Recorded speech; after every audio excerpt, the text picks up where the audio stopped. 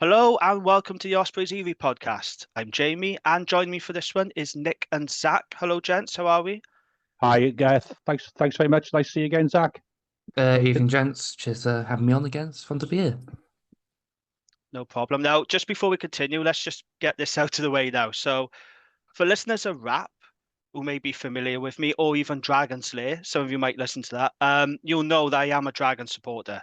So you're probably wondering what the hell is he doing on an Ospreys podcast? It's a fair enough question to ask, but the reason I'm here is because Lee can't be here this week. So I'm stepping in for him. I'm just doing him a favour, which I know it's ironic, a Turk pulling out and a Dragon, coming in for him on an Ospreys pod.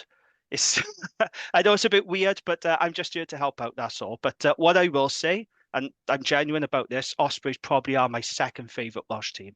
It's definitely not Cardiff, and it's certainly not the Scarlets. And I do mean that. I do like the Ospreys. I have a soft spot for them. So yeah, I know it's not ideal, and I hope that's okay with people. But if it's not, then I apologise. But like I said, I'm just stepping in as a favour, really. So okay, Um, that's that out of the way. Shall we crack on with some news then? Let's look at the big news that came out yeah. of the club. So, Wales and Ospreys captain Jack Morgan has signed a new deal with the club. Morgan has made 43 appearances for the Ospreys since his debut back in 2021, whilst he's also made 17 appearances for Wales during that time. So Morgan said on his new deal, I'm excited to continue my journey with the Ospreys. This club has always felt like home to me ever since I first pulled on a jersey. With the players and staff we have in the building, the move to St Helens next year, it's an exciting time to be part of this club. Yeah, exciting times indeed. So, Zach, what are your thoughts on Jack Morgan signing a new deal? It's good news, Uh, isn't it, for the Ospreys uh, and Welsh Rugby? yeah, it's excellent news for everyone involved, realistically. As the smaller one of the Built Different brothers, it's nice to see him that nailed down for hopefully long term. We don't know the details of the contract exactly. I imagine it's going to be 2, 3 years of minimum. You'd hopefully something longer, but it's only good news. He's been such a consistent performer this season. He's currently joint top turnovers in Challenge Cup, with most tackles leading to turnovers in the Challenge Cup. He's just immense every time he plays. He's like one of the few Wales players at the moment that you can say are pretty much guaranteed a seat on the plane to Australia in the summer with the Lions. And securing him down at his boyhood club, realistically, as club captain for the future is only a good thing. It's something that I think every Ospreys fan I've seen is just ecstatic about. Absolutely Yeah, delighted. Yeah, yeah, he's it's good he's news, Nick, isn't it? yeah, he's absolutely becoming a mainstay of the team. Hopefully, we can do the same with Dewi very soon. I'm not quite sure where Dewi is with his contract, but the top type of boys who are local and who you can build a team around for the next 4 or 5 years, hopefully. Yeah, absolutely. I'm a big Jack Morgan fan. It's just good for Welsh rugby as well, isn't Yeah. it? It's good news for everyone. So yeah, really good news. Like you said, hopefully Dowie Lake will be next. Maybe that'll be very soon. And that's just another boost for the club, isn't Yeah. it, to retain your star players, because that's what we don't want is our star players leaving our team. So very good news for Ospreys and Welsh rugby. In other news, then, something that caught my eye, I don't know if any of you noticed this. So, last week, Wales Online reported that the Ospreys are targeting a big Southern Hemisphere signing ahead of next season. And they had their sights on Wallabies forward Tom Hooper as their target. Now, today it's been confirmed that Exeter Chiefs have signed him. So, Nick, it does appear like they've missed out on Tom Hooper. I mean, how do you feel about that? Is that the kind of I, signing you feel the Ospreys need? No, if I'm honest with you, obviously anybody of that quality is going to add to the squad. But if there's one position I don't think we need to strengthen, even if Adam Beard is, as we anticipate, leaving, we second row stroke a big nasty six is not a position. I think when we come to talk about the game on from Saturday, I think Will Spencer's stepped in a short-term contract and would be, for me, a really good signing for a couple of years and do a very good job for us to further strengthen that second row area where we do have some depth as well. So there are positions I seriously would like to develop and add some quality to, but second row stroke six is not one of them. So if it's a choice between spending a lot of money on a non-Welsh qualified second row against a non-Welsh qualified quality 13, I know where I'd like to go. Fair enough. What about you then, Zach? Do you agree with Nick? I don't think it was the right signing. Otherwise, there might have been a bit more serious talks, and Ospreys might have landed in the end. But I like the ambition that we're going for a slightly bigger name rather than last season when we're trying to pick up Mm. underrated players from the Championship and sort of your Joe Cocker singers who have been slightly mistreated or had some bad luck of injuries. It's nice that we're going after someone who's got a proven record at international rugby. Like you can see that the Scarlets, God, I don't like them, but they've been doing relatively well, at least with their starting tight eight, just because they've had non-Welsh qualified forwards be able to come in and bolster up the pack when your forwards are getting picked for Wales, which is only something that maybe we've struggled with in the past when we've lost Jack, Derry, Adam Beard all at the same time, and with the amount of forwards that we're bringing for at the moment that are begging for call-ups, cough, cough, Morgan Morse, etc. It'd be nice to get someone in who's got experience and can be there all year round. Effectively, it just help add a bit of balance to around the international breaks. I think Mm. maybe Tom Hooper wasn't the right one. I'm not his biggest fan. The 7 lock hybrid always feels a bit strange. Some Rob Baxter wannabe. Yeah, But it suits them, doesn't it? Very yeah, much suits Exeter, playing people, the big men at 7. he'll play him at 6 just to annoy everyone else in the world at just knowing him. But I think I get where it's coming from. I quite like the ambition of it, to be fair. Yeah, that's a good point. Yeah, absolutely. I hate saying this on an Ospreys pod, but the Scarlets really did recruit well. And I think all of us could learn from the Scarlets. They didn't sign big names. No one No, heard of Blaine Murray. no, Did anyone hear of Ellis Me? Not never really. heard No of one him. heard of Max Douglas. But they're good players, aren't they? And they've done well. Sometimes it's not about big names. It's just bringing in quality players. And sometimes you have to take Yeah, a punt on players. And some of them work out and yeah, some of them don't. But I And think we don't all si- need to be smart in our recruitment, I think. Ospreys, yeah, no, Dragons, all of definitely. us. Totally agree. And don't sign somebody with a bad injury record. Yes, don't do what the Dragons did and sign a back rower who had a knee op and hasn't been seen since. So yeah, a lesson for us all there. But yeah, that's just the transfer rumor mill there. Let's talk about injury news. And speaking of injuries, so Mark Jones said after the Newcastle game that Rhys Henry has torn his calf. So he said that he did this in the warm up before the game. Now we don't know how long he's out for until he's had the scan. Nothing's been confirmed as of yet. But Nick, this is a big blow for the Ospreys, isn't it? Because Rhys Henry, I'm a big Yeah, Rhys Henry fan. I I love the guy. really like Rhys Henry. I Yeah, think he's got a lot of potential. And as we were saying in the wrap, despite the way he looks, he's still only 25, 26. I think he has got real potential to really develop as he gets into his late 20s into a stalwart, certainly the Ospreys, and he possibly pushing for the Wales team as well. Because as when we come to talk about the Welsh team, tight head is not a position of strength in Wales at the moment with injuries and retirements. no, it's not. I'm a big fan of Rhys Henry. Like I said, yes, he looks like a prop from the 70s. There's no denying that. But I'll tell you something about Rhys Henry. What I've always liked and respect about him, that guy can scrum. And there's not many props in Welsh rugby, especially tight ends, who can scrum like him. I think he's very Oh, underrated. it's Zach, what it's about you? Rhys Henry? Big blow, isn't it? huge blow. I mean, I love the man. I was there Yeah. in Leicester in 2022, and he just kept pushing him back, penalty after penalty. It was gorgeous to watch, and I just think he's a fan favorite at this point. Yeah. Like he's got that same aura around him as uh, I'm blanking on his name, which is really annoying. Yeah, it's not coming to me. But he's just got, he feels like such an important member of the club to the fans as he's just quite fun to watch. Despite being a tight head prop from the 70s, he then goes and does the best Elvis impression outside of Poncana. And it's Yeah. He's just got a like, good kicking game as well. who doesn't have a prop who can fill in at 10? Like, that's Welsh dreams. At the end of the day, we are going to miss him because Ben Warren's a very good player, but like making him and Tom Beaufort basically share the minutes the rest of the season is not going to be Yeah, fun no. for either of them. Let's just hope he's back fit and raring when he is Yeah. fairly quickly, hopefully. Well, hopefully it'll only be a couple of months. Hopefully. Yeah, let's hope he's not for too long because I'm very much in the Rhys Henry fan club. Like I said, because I just appreciate and admire his scrummaging. Because, like I said, not many props in Welsh rugby can scrummage these days. They're very good in the loose, they're very Yeah. good at the breakdown, but an actual scrummaging prop, that's what Rhys Henry is. And yeah, so best of luck. Like I said, we don't know how long he's out for as of yet, but hopefully it won't be too long.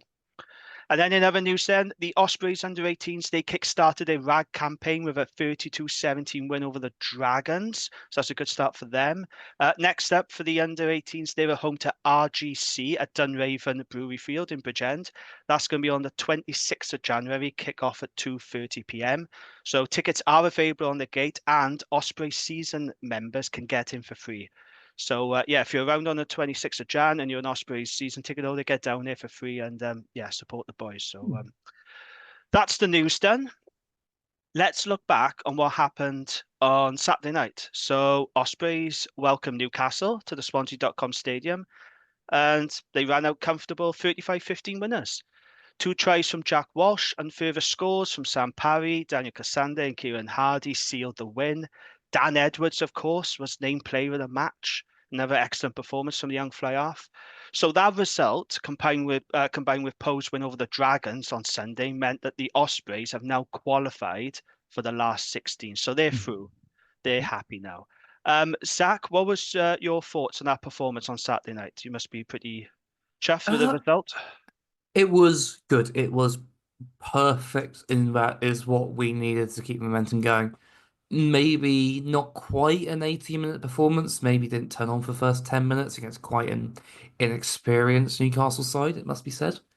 But to come away with the result that we wanted without them really having a look in is all that we could really ask for going into it. I think there's a couple key performances. Dan Edwards was very good. The pass for Jack Walsh's second try is something that like you see Finn Russell do, and if he does it, it gets like 20,000 likes on Twitter. It's just that sort of game. I think Will Spencer was immense. Lovely line break, just constantly hitting every rock, tireless effort. Lucky to only get a yellow card, mind, but that's whatever. I think it's just been a very solid performance that we sort of needed to compound off two of relatively positive festive periods at the end of the day. Yeah, all I will add to that really is that I thought Ruben Morgan-Williams was good, and I think the way that they're interacting with Kieran Hardy coming on has added some strength and depth at 9. Cassandra is becoming a bit of a fan's favourite as well. Oh no, I love him. He's great. Yeah. Good signing. Really good signing for the Ospreys. Looks like he wants to scrap every time he's on the pitch and then Yeah. scraps through 7 tackles at the same time. It's great. Yeah. There's a young lad playing 7, wears a blue cap. He's not a bad player either. Young is optimistic. Good old tips. Yeah, what a player. Immense. Yeah, brilliant. So, I mean, it wasn't a 80-minute performance then, as Zach said, Nick, but it was a job well done, wasn't it? You know, and Newcastle took the lead early on, and you're thinking, uh-oh, this could go wrong. But fair play to the Ospreys. They did take control in that game, and they probably left some points out there as well, didn't they? Yeah. Yeah, I think we had the tries ruled out in about 70 minutes because Kieran Hardy's about a metre offside when he strolled it in with about 10 metres to spare. It's just a little unnecessary. Could have made the score a little nicer. But I thought, Zach, I don't know how you agree, is I thought we're starting to show a little bit more shape in attack. Yeah. I know it's early days of Mark Jones's sort of regime, but that gives me because we've always got to be a decent front group of forwards. But I think for us medium to long term, I think that's very that shows some good progress. What I did like is, I mean, it showed a lot more, I think, in the second half when Kieran Williams came off and Owen Watkin moved to 12. I think Owen Watkin is a seriously underrated 12 in terms of his distribution and the fact he can crash it up. I really like him at 12, and I'd like him very more for Wales, but I also appreciate there's about 5 different people in front of him there. And it's A shame I think we'll talk about that in a minute, but oh, I'm with you that definitely. Yeah, we'll talk about Wales in a bit. That's an interesting point, though, you made there, Nick. I've noticed Ospreys are a lot more of an attacking team now under Mark Jones than perhaps they were under Toby Booth. Do we think this is going to be sort of the new style of Ospreys going forward? Because they have had criticism, even by their own fans, about the attack being blunt. And yes, you do rely heavily on your forwards. But do you think now with Mark Jones, do you think you'll see a different style, a more of an attacking threat? Well, given his sort of his background, not just his playing background, but what I like about Mark Jones, he didn't just stay in the Goldfish Bowl of Wales. You know, he moved around. He came up to North Wales, an awful lot of travelling, and he oversaw the most successful period for RGC, and they played an attacking brand of rugby. He then took a big step, I imagine, with a man with a young family to go to New Zealand Yeah, uh, Crusaders. to the Crusaders, and you know he'll have learned a lot from that experience, different environments, different culture. I was a fan of Toby, obviously, but Yeah. I do think out of all the people we could have appointed to replace Toby, I really do have a lot of faith in what Mark will bring to us as a man as well. For me, he comes over very well in the interviews I've seen with him. But which is obviously very important because I think that's an underrated element is that yes, you've got to be a good coach and you've got to understand the game, but it's also about developing people and managing people, a Yeah. coaching role. And I think it all goes well for us. Yeah, absolutely. And look, it didn't end the way we all wanted it to with Toby Booth, because I'm a huge Toby Booth fan, as you know. But you've got a great replacement there, haven't you? You know, you're not scratching like the Dragons. I was scratching around for a head Yeah. coach. There's a bit of uncertainty there, but you've got Mark Jones in now, and he's unbeaten. It's a good Mm. start for him so far, isn't it? You know, you can't get a better No. start than that. So, yeah, he's a very good coach. So, anything else from that Newcastle game that any of you would like Uh, to talk I about? think I've seen a bit of social media sort of interaction about the crowd, and it was disappointing. I think partly to do to the fact that the Challenge Cup is not the most exciting competition for Welsh fans. And I did a bit of research, but did a bit of digging, and there's been a decline in crowds at Swansea, Osprey fans, over the last 4 or 5 seasons. Pre-COVID, we were averaging about 6,500. Then COVID hit, and we went down to about 5.5. We're currently about that sort of 5K, and obviously there's a lot less there on Saturday. Um, we're obviously at the moment, I think we've probably got the lowest average attendance than any of the four teams, and but I do think part of that is true down to we playing that have been playing in the biggest stadium. It's so it's always been sort of even on a good day half full, on a very good day half to full, and many times a quarter full. Well, which isn't true of Cardiff or the Dragons. Scarlets get around about half full on average. So I think for Lance and the team there, it won't be so much bringing new fans back in. It will be trying to attract the 2,000 who used to regularly go and watch the Ospreys back into a great fans experience that hopefully St Helens will provide. And I'm fairly confident they'll be able to do that. Yeah, so the official attendance was just 3,198. There's several factors you could say. I mean, let's be honest, Newcastle, they're not the most glamorous draw, are they? You know, let's be Mm. honest, they don't have a large away following. You know, perhaps if it was Saracens or, one of the top English clubs, even Gloucester, I suppose, they bring Yeah. a good travelling Yeah. contingent down, but this is Newcastle, so it's just really disappointing and baffling to me as well because, the Ospreys are a good side. But to get those kind of crowd figures, it's just really disappointing and quite baffling, isn't it? So hopefully St Helens does go through. Well, it is in the process, isn't it? I think that's what the Ospreys need because it can't continue like this. and they don't get any revenue, of course, from the food or drink today at the Swansea.com. So I'm sure I don't know if you talked about this on the last pod, but how do you sort of feel about the move to St. Helens? Are you excited about the peer review? Is this the Personally, right move for the club? I'm quite excited just to get out the Swansea.com. It's not a nice stadium to go to in any capacity. Like, despite me not going as much as I'd like to, it's not been a pleasant experience a lot of the time. It's just out of the way. It's not the atmosphere's never been great, even when it has been busy. Even look at back at Boxing Day or 23rd or whatever. It just wasn't even that busy. It's what, 7,000, 8,000, something like that. It's like it's not as buzzing as you'd like to go for a fan experience. I think St. Helens can only improve on it, especially if Yeah. it's right. St. Helens is quite a nice ground. It's in a really nice part of Swansea. It's right on the beach. It's going to be some glorious Friday night games are going to be played there. Just come the end of the year. It's just going to be a nice day out, apart from anything else. It's like if you're going into St. Helens, you can go into town really easily. It's very commutable. It's a lot more palatable than the Swansea.com, and I think I'll have a massive impact on the fan experience in general.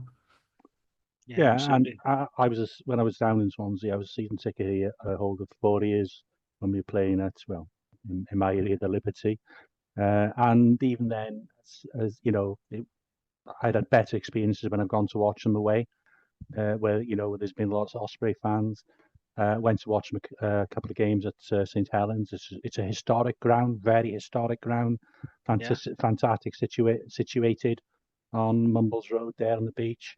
I think what will be key for a revenue for the Ospreys is to attract people actually to turn up there an hour and a half before kickoff to have food and drink, as opposed to going into town and pubs and around there, because you've got to make that experience really positive to make people they might go to the game, but to get them to turn up an hour and a half before and spend 10 15 quid in the stadium, which the money is going to the club, as opposed to 10 15 quid in a pub or restaurant down the road. Yeah. So you're not a fan of the Swansea.com stadium then, Nick, you? No, As a experience, no. you don't like it at all? No. It's just too big. It was well, they tried to make a clubhouse atmosphere in the Riverside Bar, and obviously that's where the supporters used to join, and the players would come over, and I think they still do give interviews, but it's too big for rugby, because Yeah. unless you're Toulouse or somebody, you're not getting 20,000 people there.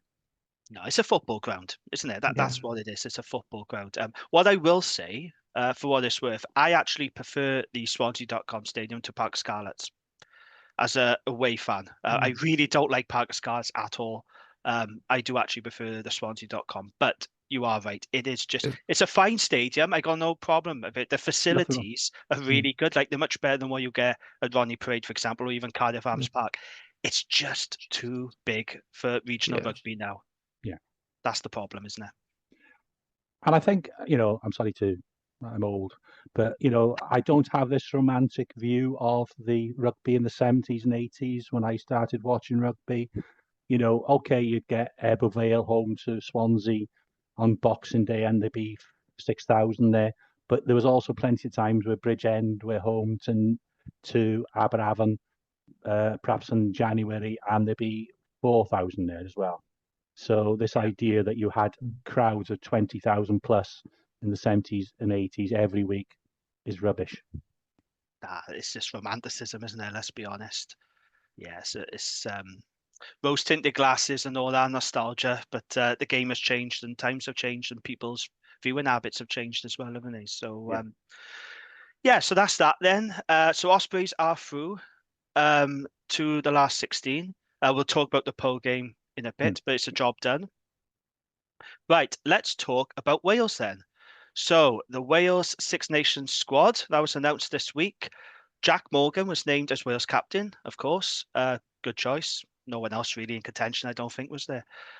In total, there are 5 Ospreys in the Wales squad. So we got Gareth Thomas, Sam Parry, Jack Morgan, of course, Dan Edwards and Owen Watkin. So, Zach, come to you first. What do you make of that Wales squad as a whole? Like, with an Ospreys perspective as well, but just as a Wales supporter, when you look at that squad, what do you make of it? Insanity. Really? Yeah, I don't know what Gatland's doing. I can't see the vision. I don't get it. I Dan Edwards is excellent, and I love him to bits, and I really do think he has a future in the Wales team. He's also 21 and the only out and out 10 in the Wales squad for Six Nations. Like the amount of pressure going on quite a young man's shoulders at such a young age is impossible to tell, I think. There's a very good chance that Darren Edwards comes into this as starts a wet France game and gets battered in the first 10 minutes and then doesn't play another minute. And I'm worried about him, about his development as a player, as an Osprey. More important at this point. In general, the squad just seems it's very Gatland in that he's picked all his old comfort blanket toys and then dropped Anscombe for no reason, or allegedly a bad reason, and left out Max Llewellyn for some reason, and it's a mess. I don't get it. I don't get this thinking at all. Okay. Nick, what about you? Wales squad, your general overview on it? It's just confused, isn't it? As Zach said, it's we sort of oscillate between one sort of vision of how we might play to another. I just think we should settle on that. I didn't think, I'm not in the camp that Thomas and Llewellyn were brilliant in the autumns. I didn't think that pen sent, but at least I did think, even though they weren't my choice of 12 and 13, I did fully agree with picking them for the 3 matches and at least give them a chance to bed down. But I didn't think it worked fantastically well, despite what some people will say about Ben Thomas being this. And Gatland himself is a disaster sometimes in interviews, in the rubbish he talks and the the mind, the bombs he drops, and it just the inconsistency about saying Anscombe, for instance. And I can understand, his legs are gone probably, and he didn't really make much difference in the autumns. But then to say, well, it's because of his age, and then you've got Liam Williams, who was actually an Osprey really because he's from Wynarwydd, at the same age, been in the team. It's sort of so inconsistent. Anthony, I don't enjoy listening to him anymore because I think, oh, he must be a bloody meat. There's a lady, I don't know who she is. You never see her on the screen, but she must be bloody trying to dig a hole. When he says stuff, and she's like trying to oversee the press conference, she must be bloody thinking, Christ, get me out of here. Let's hope this is over. Let's hope he doesn't say any more rubbish. Yeah. I think going back to Dan Edwards, so I'm a massive Dan Edwards fan, and personally, I'm delighted to see him in the Wales squad. However, what I am concerned about, as Zach alluded to there, it's just him and Ben Thomas. Ben Thomas, who doesn't play 10 for Cardiff, by the way. He's not 10. Not having, well, yeah, that's another debate, isn't it? But not having Anscombe there, who is fit, because first of all, there was some uncertainty about whether he was actually fit or not. So he was fit. He's been chosen. Well, he's not been chosen to participate in the squad. I'm just a little bit worried about the lack of experience at 10. I think Dan Edwards needed an Anscombe there. He needed an experienced guy just there, like a mentor. So I'm a little bit concerned about that. But on the other hand, I am glad he's in the squad. The other talking point for me as well, I don't know whether you guys thought about this, I was really pleased to see Sam Parry back. Because if you remember, they had that bust up, didn't they? And Sam Parry accused, well, Gatland said he felt disrespected, and there was a big bust up, and we thought, well, is that the end now of Sam Parry's international career? And I rate him quite highly, and we are very bare in the hooker department. I'm really pleased for Elliot D as well that he's back in the fold with his experience. And then you got Evan Lloyd from Cardiff, who I think is very raw, to say the least, needs to work on his hours. But Sam Parry, are we happy about that one? Yeah, and it's of course I thought I had to take it. I don't think he does irony, but Gatland said, "Well, I don't bear a grudge." Which, no, of course he doesn't. Which I thought was bloody hilarious. Did he actually say that? He said it. He said it. He said, "Well, as you know me, I don't bear a grudge." Oh, he's the king of irony, Gatland, isn't he? That must have been a joke. That must have been an inside joke. Well, I hope so. I hope I, so. I don't know. Because- Lou Reed's on Scrum 5 for rap Yeah. on Thursday. It might just be trying to get to him nice and early. So as I say, yeah, great for Sam. At the end of the day, he's not going to. I wouldn't have thought start. Elliot will start, but him coming on in a tight game, and let's hope we do get to a tight game. Say in Rome, 10, 15 minutes to go. I hit it, getting his arrows right. Been, a few big carries. Yeah, Mole try. Yeah, Maul try. We win by a point. Happy days. Yeah, absolutely. I would like us to go in with Elliot D starting and Sam Parry at backup. I got a feeling Gatland will have Evan Lloyd on the bench, though. I just got a feeling. I don't mind that. Sorry, what's that? I don't know. I don't. Evan Lloyd's been so hit and miss this season. Mainly, that's exactly as darts. They've been hit or missed by a lot. Notion of Cardiff line out, but it's just I feel like you'd want by the basis of the squad and bringing back in Falatau and Liam Williams. It seems like he's trying to get a win to try and save his job. I don't know if he'll try and throw Evan Lloyd in for the sake of throwing Evan Lloyd in at the end of the day. I mean, don't get me wrong. I can see why he likes Evan Lloyd because he's big, he's very good in the loose, he's a good ball carrier. Again, the biased Dragon fan in me say maybe Brodie Coglan should have made the squad. I'm a big fan of Brodie, but he's missed out to Evan Lloyd. That's fine. I get it. I understand why. But I just think it's really important to have the experience of Sam Parry there. Yeah. I don't mind Evan Lloyd so much if it's like a game we ain't going to win, which is probably France away, just to give him that 10-minute, 50-minute. But certainly when we come to games which hopefully we can be in, maybe England at home, as maybe Scotland away. Those are the games, and obviously in Rome, well, Sam Parry has to be back up. Hopefully.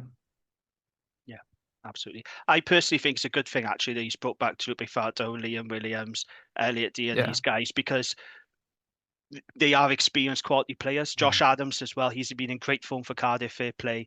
Peak Josh Adams is fantastic, and he's in really peak form at the minute. So I can understand why he's brought them back. I think that's the right thing to do. Of course, Gatland needs to win. He's lost 12 games in a row. His job is on the line. His neck is on the block. He knows that. So I think it's right that he's brought back these guys. What about you? We all need a bloody win, don't we, Jamie? It's not our jobs out on the line. But it's miserable being a Welsh fan, isn't it? It's miserable having to watch a team lose every week, it must be said. But it'll be. I want to see what Wales do. I'm just not convinced. I'm really not. No, I'm not. I agree. There's other couple things. I'm confused at Roger Williams. Roger Williams has been a pretty good 9 for Dragons this season. He's been a bit hot and cold, but when he's been hot, he's been excellent. But you picking him over Ruben Morgan-Williams, who has been probably the form 9 in Wales. Yeah. But was he picked over Ruben Morgan-Williams, or was it the Cardiff scrum half Ellis Bevan that was picked over Ruben Morgan-Williams? Because I think it was more like Ellis Bevan got the nod over Ruben Morgan-Williams. I disagree. I think Ellis Bevan got in because he's left-footed. And do you think he's a good player though? I think he's fine. Solid. I think he's not quite the finished product yet. He's still got potential, but he's not at the same level as the other 9s in the squad, or Ruben even. I think he has another year of him of getting just some of the basics down a bit better. Its support lines aren't quite where you'd want an international 9 to be a lot of the time. He's often just a half step behind. It means a lot of half breaks don't transition as much as you like, as you see like in Ireland. If they make a half break, Jameson Gibson Park is maybe the best in the world at doing it, but there's always on the shoulder waiting for it. And he's not quite got the same instinct yet. He'll get it playing for Cardiff because they're going to make a load of breaks at the end of the day and probably score a decent amount of tries. But it's something I don't think he needs quite there, at least compared to Ruben, who seems to be making opportunities for fun. Can I just pick up? Sorry, Jim. Go on. No, go on, Nick. Go on. Sorry. Can I just pick up? I agree with that reference there, but just going back to what you said about some experience. I tell you, and maybe because we're Osprey fans, we see it different. I tell you, a player who doesn't get the credit, and Zach's already alluded to it, is Owen Watkin. What we need players with some experience. He's a 50 cap man. Okay, he's never set the world alight, but he's had a very good season. He's playing well, and I think his best position in international rugby, as Zach said, is probably a 12. The one time we looked good since the World Cup in the centre was when Owen Watkin was playing 12 and Joe Roberts played outside him at 13. For 60 minutes Yeah. against France, we looked half decent. We looked really good until Joe Roberts did his ACL Yeah, in, which is yeah. pretty unfortunate. And obviously the strength of the French pack sort of replacements came on. So I would really advocate, and I know, and I know I wouldn't, I'd be slagged off if I was saying this and any other say.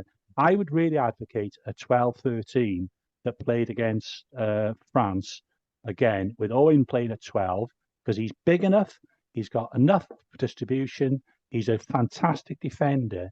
And if Joe Roberts is as good as all the Scarlet fans say think he is, and of course, because of Gatland, he loves a left footer, well, he's your man. And that would be my centre pairing. I don't think it will be, by the way, come the first picks for the France game. But that's who I would like to see. And once you've settled on that, my point is again, don't muck around with it. Give them 3 or 4 games, unless there's an injury or somebody's really knackered and needs a rest. Let them have an opportunity to develop a partnership. Yeah, I'm glad you mentioned Owen Watkin. So I like Owen Watkin a lot. He seems to be one of those players that is dismissed by fans of other regions. Yeah. And anytime Owen Watkin is in the Wales conversation, Yeah. people just oh, Owen Watkin, what does he do? He's rubbish. He's a very underrated player. His defense is solid. He is rock solid, and he's not a bad distributor as well. No. Okay, he might not have the pace and go forward of other centres, but Owen Watkin is reliable. And I haven't got an issue with Owen Watkin. I think he's a really good player, but he does seem to get sort of maligned by other supporters, doesn't he, of other Yeah. regions? Why do you think that is then? Why do you think fans of other teams don't rate Owen Watkin? He's not particularly flashy. He's not got like the Yeah. natural frame of Eddie James, where he's just a big underhands, but he doesn't quite have the immense distribution of a Ben Thomas. He's a bit of a mix of both. It's sort of, instead of being a dozen of one, he's half a dozen and half a dozen another. It's like, it just means that he gets confined in a box if no one really knows what he is, and then diminishes him to being not very good. He's either not a good crash ball center or he's not a good distributing center, when in reality he's probably the best combination of both that we have, I'd argue at least. And I think the other thing I would add to that is that, certainly on social media, everybody just likes sexy rugby, but playing rugby, particularly in a position like the centre, there's a 50-50 split. 50% is attack and distribution, but 50% is defence. So if you can't make your tackles, you can't put your opposite number down, and they can make breaks through you. Well, it doesn't matter. You've got a lot of catching up to score tries to get sort of get yourself in the positive area of a performance. Yeah, absolutely. Like, I got a lot of time for Watkin. I think it's really good. I think he gets so much unfair stick from other supporters. And I'm pleased to see him in the Wales squad. And yeah, I'd have no issue with him starting in the team. No. 12 or 13, actually. I don't mind where he starts. I don't mind. I'd just like to see him in the team. Yeah. So let's look at the notable omissions then.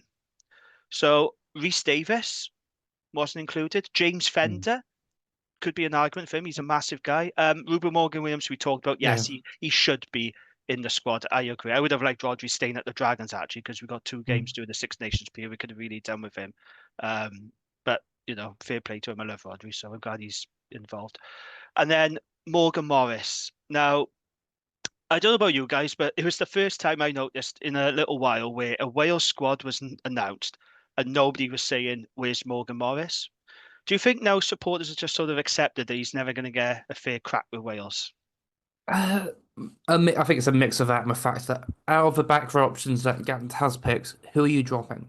because you're not dropping Faletau, you're not dropping Jack Morgan, you're not dropping James Botham, who has been the last 3 tests he's played for Wales has been immense. You're not dropping Aaron Wainwright because he was Wales' best player last year, and you're not dropping Tommy Raffel because he's playing in a very good Leicester Tigers team and is probably the only out and out Jackal threat 7 left in the professional game at the top level. And it's out of those 5, who are you dropping for Morgan Morris? He's a very different style of player. It's I have a feeling that Morgan Morris is maybe not helped by the fact that he's not quite as good with his feet as a Wainwright or a Faletau. He's not quite the type of 8 that Gatlin likes, and I think he's been shafted in that regard. But at the same time, I don't know who you drop for him at this point. I think I agree with all that again, but I think Morgan Morris should have played last year. And I've got nothing against Mackenzie Martin, but he wasn't even first choice 8 for a back row for the under-20s. Playing for Cardiff FC now. No. He seems to have Yeah. dropped Yeah. down a bit, doesn't he? You know, and I'm sure for his long-term development that they'll think that's a good thing. Yeah, and Probably I've for the got, best, yeah. but how he was ever selected, and it's not personal, and I really hope he develops into a very good back rower.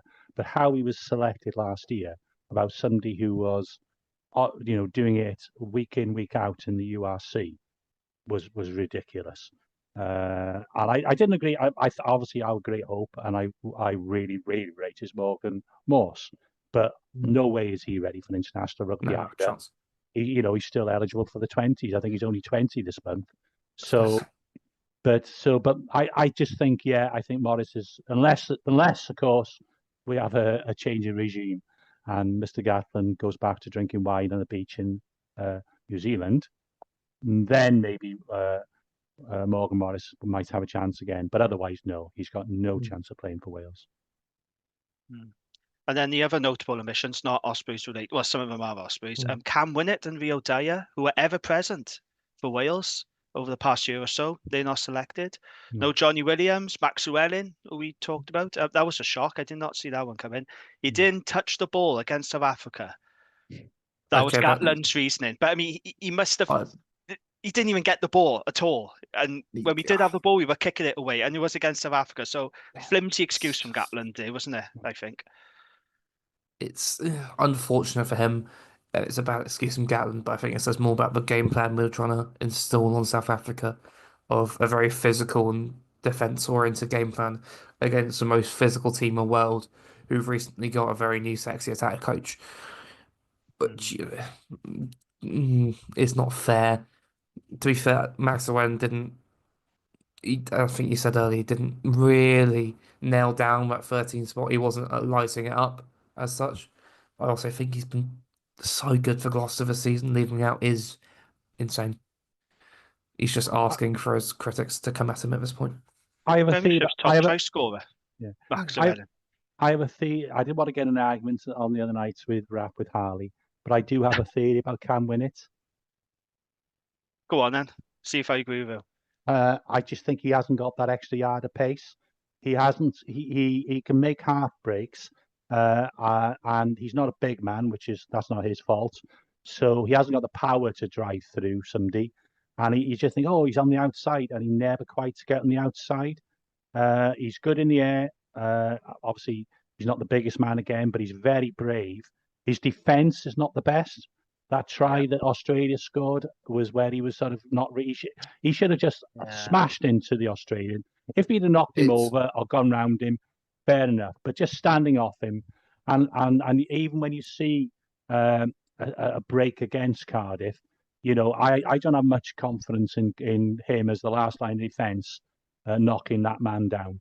So hopefully he can improve, but I just don't think he's got that extra half yard of pace. Great as a Cardiff player, but to be an international, you have to have that little bit of extra, and that's why I think he's not been picked. I think it doesn't help that I think you could say he's not directly responsible, but could have saved a couple tries that maybe Liam Williams or Halfpenny would have, especially against. I always think back to the Caleb Muntz try that he scored against us in the first one from international, and it's just him versus Cam Winnett, and they're what 20 meters out. He doesn't even need to get that good of a tackle. He just needs to No. stop him, and he can't, which is Yeah. disappointing. It's not quite what you want from an international quality 15 Yeah. at the end of the day. Yeah. I get why he's been dropped. I think it'll be probably for the best for him long term. Give him some time at the Cardiff just to secure. He's had such a quick upbringing into international rugby, and letting him just settle down for a little bit would be, I think, great for his development long term. And I hope he manages to get back into the Wales team one day because going forward, he is electric.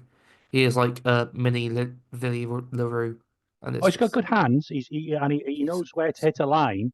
I've got no problems with that, but I just think that uh, he hasn't quite got that extra yard to make that is half chance into a chance that is converted. yeah. I get you. Go on. Fair points, fair points. I like Cam Winnett. I don't think he's hit the heights this season than he did last season. I still expected him though to be in the World squad. I won't lie, it was a Yeah, I surprise did. not I seeing did. it, but I do agree with you. That's something that doesn't get talked about a lot. I don't think he's very good defensively, Cam Winnett. I think his defense is a bit weak. But like I said, I thought he'd be there. I hope it doesn't knock his confidence too much, and I'm sure he will be in the Wales squad again. Can I just Rio say what? Dyer has just blown Yeah. hot and cold for the Yeah. Dragons. So yeah, we had this conversation, Nick, and we in our group Yeah. chat. I said, don't be surprised if Rio's not No, included. you said it all along. You Um, called it. I don't think that's a bad thing, for the Dragons to have him as well during the Six Nations period and to build a bit more confidence. Doesn't help that he's playing in a really poor attacking yeah. system at the Dragons. But sorry, Nick, what was you going to say then? No, I'm just interested. I've seen the England squad today, and Gatlin was going on about 33. Well, it's not the World Cup. You don't have to pick 33. You can pick 34 if you want, or 35 things. I know it's so unless the Welsh Rugby Union said you can't take more than 33 to France, and I think they go to Nice and Rome. It's rubbish. You pick as many players as you bloody want. Mm. And then you look at other guys then. Corey Domachowski said to you, didn't I, the other night? He seemed to have slipped off the radar now. I Not sure what's happened there. To be fair, Brody Coughlin, go on. I get the loose head. Like, loose head seems fairly stable with his picking. He's always liked Matthias. I think this season he's been a lot better than last season. I think he can hold his own in the scrum. And to be fair, Nicky Smith and Gareth Thomas have been immense. I think for the first loose head prop is something we're not that concerned about. If Corey Domachowski, who has been very good, to be fair, for Cardiff all season, Yeah. gets is our fourth choice. I'm not complaining at that at all. No, that's fair enough, but it's just striking how he's just not in Yeah, favour. What you're saying about when he's been a regular. Brody Coughlin mentioned earlier, I think he's unlucky, but his time will come. Dylan Lewis, he misses out. And then we mentioned earlier, Rhys Davis, Fender, Tame Plumtree.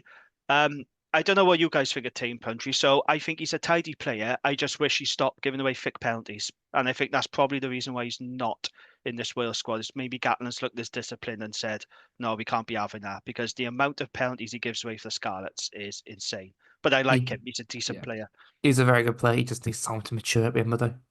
Yeah, totally. Yeah, fair enough. Tame Basham, Dragons fans going nuts about his non-inclusion. But like I say to him, who do you drop? I just Yeah, think Tane is a victim of the back row riches. He is having a brilliant season in a poor yeah. Dragons team, but unfortunately he misses out.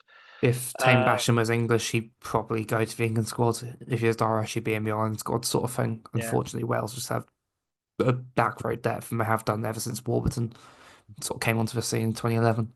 But he's a player like you guys are unwalking. He's a player I Yeah. have to defend because a lot of I know, I love him. supporters from other regions do slag him off. And yeah, he may not be, the poach at the breakdown, like Jack Morgan is, for example, or Tommy Raffel, but he's got great feet. He's electric with ball in hand. He's Yeah. an excellent ball carrier. He's a very talented player, Tame Bash. I got a He lot of also time has for him. I do like him as a little bit of niggle in him as He well, and does. I just maybe it tips over a bit, but I just like it. It gives that extra bit of scrap, and there's something endearing about that in a player. Yeah, absolutely. And then Josh McLeod, he's been good for the Scarlets, but I don't think he really stood a chance against him. Jared Evans, he's been going well for Queens, but he didn't get a look in. Obviously, Yeah, we mentioned Morgan Morris earlier. Tell you who is in the squad, it was Will Griff John. Remember him? He's back. Good So old North Walian. are you happy with that, Nick? Can you? Oh dear. I think it shows how bare the tight head cupboard is, mate. Now, some people said Ben Warren, didn't they, as an option, but you're not he's convinced not really about up. that, are you? He's not No? really up. Not a chance. He needs I another don't, season. He needs to get a season starting for the Ospreys. At the moment, he's had like half the season starting for us at the moment, and he's looked good in patches, but isn't quite ready yet. Give it a year or two, I think he'll be able to get up to level for. Mm, fair enough. So, as I said, 5 Ospreys in the Wales squad. Are we happy with that? Do you think there should have been more, or do you think that's the right number? I think I just want to make one point, and he alluded to it as well, is that all the second rows, other than Teddy Williams, play outside of Wales. So I don't know whether they'll be able to join up with the squad. The week before they did a bit in the Mm. autumns, but certainly they will have to go back in the fallow weeks. Uh, Yeah, so that's he's chosen to do that, which is okay. So and he also mentioned that there'd be some local players coming in. So I would fully Yeah. expect I would, if I was them, I'd want them to have a look at Fender. Reece Davis is yeah, a really good player, but unfortunately he's only just back from injury. Fender a little bit as well, but Fender has the raw attributes, a 6'7", yeah, 19 That's, stone, to be yeah, considered as an international second row. yeah. he's huge, isn't he? He's a unit. Big got a lot of time for James Fender. There's 23 Welsh-based players in the Wales squad, and Mm. 11 of them are based outside of Wales. Just to pick up Mm. on your point. So that's the Wales squad then. So overall, we're not feeling it, are we, on this Wales squad? Personally, I think it's decent. Yes, there are some very Yeah. questionable selections, some very questionable omissions, but on the whole, I think it's decent. But you two are not, you're not keen on it. No, I'm other than the less, go on, sir. I'm less happy, but it's just a general vibe of being less happy with Wales. I don't see how these players fit Gatton's play style, realistically. Yeah, confusion at centre and outside half. But I'm with you as well, Jamie. Is that the only chance we've got? I think is to play a little bit of experience in a couple of games we have a chance in on paper. The rest is just trying to avoid humiliation and give a performance. I, So as I say, it's Italy away, Scotland away, and England home. Mind you, I do think that if we somehow turn over France in Paris in whatever miracle world it is, we will go and win the slam no matter what. It feels like 2019 where you get a dodgy win over France and Paris, beat Italy, not necessarily convincingly, but beat them, and then you just build up momentum from there. And Yeah. I can see it being winning the Well, slam against England in the Principality. I don't think we'll Just, have long to play that back to you. Probably the week after we played the France game. I'd say there's a 2% chance we win that game, but if we win that game, we'll win the Oh, slam. brilliant, brilliant. Ah, well, it's nice to dream, boys, isn't it? It's nice to dream. So let's do predictions then for the Six Nations. Where do you think Wales will finish in the Six Nations table? Sack, where are we going to Sixth, finish? sixth, spoon. You think we get a spoon again? Yeah, Italy look good. They are, yeah. Okay, Fifth, fair Very enough. simply. fifth will beat Italy away. I agree, Nick. I'm going to go for fifth as well. That Italy game is key, and I think Yeah. that game is going to decide our fate in this tournament. If Yeah. we will lose to France, I have no doubt about that. And then if we lose to Italy, I cannot see where the next win is coming from. Although a lot of supporters I see online and people I speak to, they seem to think that we got a chance against England in Cardiff. They seem confident that that's a game we can win. I'm not so sure. I think England are going to do well in this Six Nations. They're England, strong. This squad is strong. they played really well in the autumn, to be fair. And it's, despite me saying it, they're just lacking the game management, which feels very anti-English of them. But with Marcus Smith, who's currently red hot, and Finn Smith coming in, who's also red hot, I don't see them like not losing to us. I don't see them giving us the opportunity to have them beat them, even like in the Principality. It just doesn't feel right. Yeah, they got a decent squad, England. I had a look at it today. Yeah. I don't think that they won't win the Six Nations, but I think they'll No, be up there. They will be up there. I'm just gonna Actually, say, I think it's for us. It's just so key that we don't get slaughtered in France. We beat Italy. We have decent performances home with Ireland and Scotland away. Then I think we have a chance if we still haven't picked up too many injuries at England at home. I do think, given that sort of performance level and those sort of results, I do think we have a chance against England at home. gets, if we don't, that would need to be in place for us to have a chance, I think. Yeah, fair enough. Okay, then that's the Wales chat done. Let's get back now to the Ospreys. So next up, it's away to Poe. Saturday, 1 p.m. kickoff. Is this game on TV or is it on EPCR TV? EPCR, and Right. You'll have to pay for that then, isn't it? £6.60 something, It's isn't like it? it's like £7.99 or something. It's Euros, just, yeah. Euros, isn't it? it's just No So commentary. are you are you boys going to be stumping up to watch it? Yeah? Yeah, Yeah, definitely. that's where we'll have to go, isn't it? definitely. Yeah, quite right too. So look, we know the Ospreys already qualified. It's job done. But a victory in France this weekend will guarantee Mark Jones's side a home draw. So it's all to play for. This is quite an important game. So how are we feeling about this one? Now, obviously, Poe did come to Newport. They did beat the Dragons. They overpowered them. I mean, we got no front five at the moment, quite frankly. But I'm guessing the Poe will go stronger for this one because they are at home and they've got a lot to play for as well in this. Yeah. Nick, how do you feel about this game? How do you think Ospreys are going to approach it? Do you think they're going to go full strength for this one, or how do you see it going? I really can't call it. It's basically a shootout for second in that league. I would think Montpellier will win it in that division. So it's a very important game for, as you say, for home draw for the next round, possibly even for the quarter final as well. So with that in mind, you'd like to think we'd go strong. Their home record, I was looking, is 5-2. They've won 5 home games, which is very typical of French teams. They stack their teams for home games. They lost to Toulouse, that's no disgrace, Yeah, is it? first. And the other team they lost to was Racing 92, who are having a poor season. So that gives me a bit of hope. Going back to your point about how they overpowered the Dragons, hopefully that won't be the case with the type of front five we can put out. It won't be the case, Nick. Don't worry about that. The Ospreys got front five and the Dragons have it. You will not be, well, you shouldn't be overpowered, I wouldn't have thought. But it's how many of the Welsh players we've talked about are going to travel? That's the question for me. But I think we'll be looking for a point, maybe 2 with a bonus point. I'm not convinced we'll win. I'd like to think we do, but I think we'll probably come a little bit short of that because they'll put out a very strong team as well. Yeah, they will go stronger for this one. I'm sure they will. Zach, Poe, away. What do you reckon? I'm not confident, but I think we can keep it close. I think if we go fully loaded, which I'd be inclined to, given that we'd lose our internationals next week anyway. Yeah. There's no point in resting Jack Morgan in my mind, sort of thing. If we go fully loaded, I think we can go out and get a result. Not necessarily a win, but I think we can go out and get a point or 2. If we can try and keep it close, losing bonus point or get 4 tries if it is getting away from us, I think I'd be happy at the end of the day. Yeah. It'd probably give us a home tie in the round of 16, wouldn't it?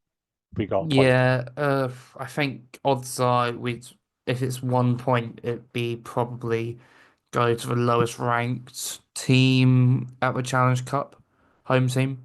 But if we get 2, we'd probably be best third place and get a home game against Champions Cup side dropping, which given the quality coming down out of the Champions Cup is something that we might be able to take advantage of. Yeah. Especially if we fall into like a Stormers dropping or a Sharks dropping down. And also just the fact that we've qualified now for 3 consecutive seasons for the round of 16, which is, I think, the best record of any of the Welsh teams over the last 3 years. Yeah, it's nice. It's nice to have that. Even if the league's not going as well this year initially, it's nice that we still have Europe to look about how good we are, show that we probably still have the strongest region on paper against the bigger teams at least. Ospreys do have the best team on paper, absolutely. So how important now is Europe then? Because obviously the league, it hasn't gone as you guys would hope. But there is an opportunity to have a good run now, isn't it, in the Challenge Cup? So how important is it to get a good run in this tournament and boost a bit of confidence, and it gives the fans something to look forward to as well, doesn't it? Knowing that if you get a home knockout, and that's extra revenue for the club, of course. So, do you want to see the club take this seriously and give it a good run? How important to the Challenge Cup is to you as Osprey supporters? I think it'd be a great opportunity this season to start off Mark Jones's regime with a bang and prove something. I think so far we're playing really well, and it looks like we're getting arguably better and better each game so far. And I think that if we can put that into a cup run where we make a semi-final, long round terms, that might be a good idea. I don't think we'll be able to make the Champions Cup via the league at this point. I think it's just too far gone. We've got too many tough away days ahead of us. But I think if we come up and can maybe try and win the Champions Cup, sorry, win the Challenge Cup and qualify like the Sharks did last year, it'd be, I think, maybe best case scenario. And it's something I think we should be aiming for as much as we can. Yeah, I think we should be targeting. I'm not. I must admit, given the strength of squads we've got in Wales at the moment, the Champions Cup is almost. I'm not really bothered about it. I'd rather do well in this and do well and hopefully get to the quarterfinals of the URC. I just don't think we have the strength of squads to be playing your Toulouse and your Oh God, Toulon, no. your Absolutely Northampton, not. No. Leinster. You've got to target certain games. We haven't got those strengths of 45 top quality players who you can mix around. So you've got to be a little bit savvy in how you approach the season. Yeah, that's a good point. I just think Europe now is a convoluted mess. And I had a little rant about this, as you know, on the Rat Pod, ever since the South Africans came into it. I got no issue with them being in the URC, just to make that abundantly clear. I could understand why financial and logistical reasons it was fine. But in Europe, nobody's happy. South Africans are complaining about the travel and, Dragons having to travel 10,000 miles just to play a game of rugby, and weakened squads in the Challenge and Champions. It's just a mess, Europe now. I just don't think it used to be a wonderful tournament and we always look forward to it. Now I just think, well, it's lost its magic a little bit, I'd say. Yeah. Would you agree? Or no, I totally agree. Yeah, and also the fact, you don't play the same teams home and away. That was and for fans as well, you could plan a trip to, some in France or Ireland or whatever, for a good weekend away supporting your team, or London, whatever it was. It's just lost. I think it's really lost its magic. Yeah, that's a shame. But like I say, it does give supporters something to look forward to, doesn't it? Home knockout ties. So playing to play for the Ospreys. So let's do predictions then. I was going to go score predictions. Zach, Ospreys out in Poe. What are you saying? 27, Ospreys 20. Okay. What about you, Nick? I was a bit miserable last night, so I've had I've had a little chat with myself. So I'm going 34-26 to Poe. Okay. For us with, I think the Ospreys will win. I think they'll nick it by 2. I just got a feeling. Happy with that. Very happy with that. I won't complain. I'll question your sanity, but I won't complain. Well, if they go full strength, which I think they should do, because as you've quite rightly picked up on, Zach, you won't have the internationals in the URC for the week after. So if they go full strength, they got a pack to compete with Poe. So I don't see any reason why they can't win there.